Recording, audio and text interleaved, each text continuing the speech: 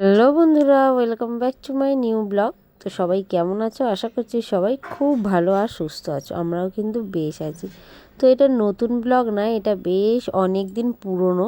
তো দেখে বুঝতেই পারছো, যখন ঠান্ডাটা বেশ একটু বেশি ছিল সেই সময়ের ভিডিও এটা। তো কোনো না কোনো কারণে পোস্ট করা হয়নি, তাই ভাবলাম চলো এখনই করি। তো সেদিন আমাদের সবাই মিলে আমরা একটা ছোট্ট ফিস্ট করেছিলাম, যেটা হচ্ছে আলু কাবলি ফিস্ট। দেখতেই পাচ্ছ এখানে দিদি আছে, আমার ভাইয়ের বউ আছে, আমার মেয়ের বান্ধবী আছে, আর আমার ছোটো মেয়ে তো তোমাদের সবাইকে হ্যালো বলে দিল। আর এখানে আমার দিদির ছোটো ছেলে বল খেলছে। তো সবাই আছে, আমরা যখন একসাথে থাকি না খুব হইচই আনন্দ করি। তো সবাই মিলে সেরকমই একটা বিকালবেলা হচ্ছিল আলু কাবলি ফিস্ট। আর এখানে ছোলা মটর সেদ্ধ করেছিলাম। তো সব নিয়ে বসে পড়েছি, দেখতেই পাচ্ছ সবাই মিলে হইচই করছি। আর ভয়েসটা না মানে পুরো মিউট করতে হয়েছে আমাকে, কারণ পাশেই একজনদের বাড়িতে খুব জোরে জোরে গান বাজছিল, কোনো অনুষ্ঠান ছিল হয়তো।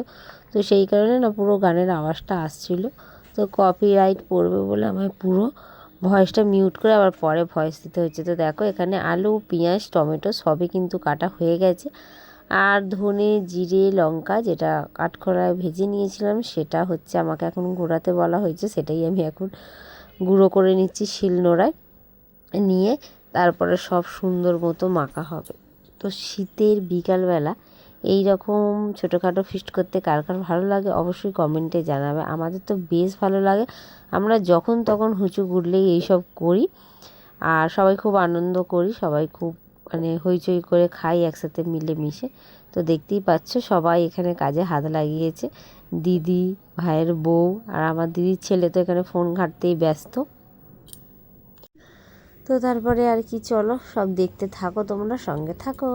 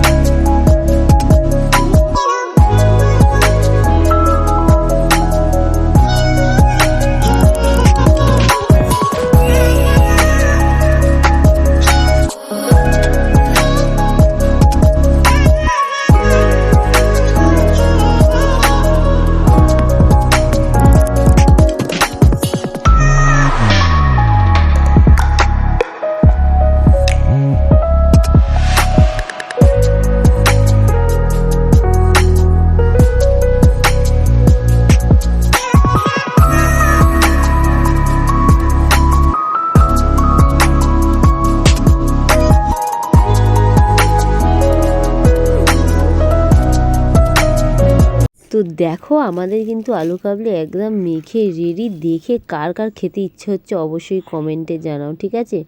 কার কার লোভ লাগছে। আমার তো যখন ভিডিওটা এডিট করছি, প্রায় অনেক দিন পরেই এডিট করতে বসেছিলাম, তো তখনই দেখে যেন আবার খেতে ইচ্ছে হচ্ছিল। কিন্তু কি করব, যেটা খাওয়া হয়ে গেছে সেটা তো আর ফিরে আসবে না। তো যাই হোক চলো। তো মেখে সবাইকে দিতে দিতেই সন্ধে হয়ে গেছে, আর এখন প্রায় 5:30টার মতো বেজে গেছিলো। আর শীতের সময় 5:30 মানেই একদম অন্ধকার, সেই জন্য দেখো আমরা আলু কাবলির গামলা ধরে নিয়ে ঘরে চলে এসেছি। আর এইদিকে দিয়ার ছেলেও ঘুমিয়ে পড়েছিল, মানে আমার ভাইপো ঘুমিয়ে পড়েছিল।